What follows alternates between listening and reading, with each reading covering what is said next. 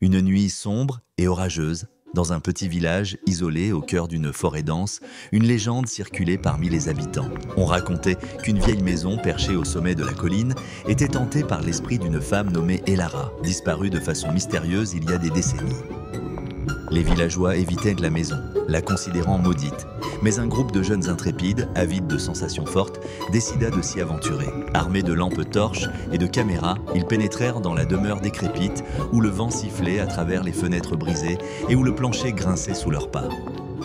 Dès qu'ils franchirent le seuil, une atmosphère glaciale les enveloppa et un sentiment de malaise s'empara d'eux. Les ombres dansaient sur les murs, projetées par la lumière vacillante de leurs lampes. Chaque pièce qu'ils exploraient semblait raconter une histoire de souffrance et de désespoir. En s'enfonçant plus profondément dans la maison, un des jeunes trouva un journal poussiéreux. Les pages étaient pleines de griffonnage frénétique, décrivant la descente d'Elara dans la folie après la disparition inexplicable de son enfant. Ces mots étaient empreints de douleur et de rage, et elle parlait d'un rituel ancien pour ramener les âmes perdues. Soudain, un cri perçant déchira le silence, résonnant à travers les couloirs sombres. Les jeunes se précipitèrent vers la source du bruit. Trouvant l'une des leurs, figée de terreur, devant une vieille cheminée. Une silhouette translucide émergea des flammes éteintes, le visage tordu par une tristesse infinie. C'était Elara. Elle tendit la main vers eux, ses yeux vides fixant les leurs avec une intensité glaciale.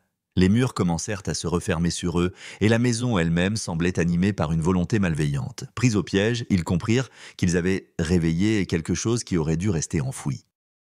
Dans un ultime effort pour s'échapper, ils récitèrent à voix haute les dernières lignes du journal, espérant apaiser l'esprit torturé. Elara hésita, ses traits se radoucirent un instant, puis elle disparut, laissant derrière elle un silence pesant. Les jeunes s'enfuirent de la maison, jurant de ne jamais revenir. Ils savaient maintenant que certaines histoires doivent rester inachevées et que les secrets de la vieille maison sur la colline étaient mieux laissés dans l'oubli.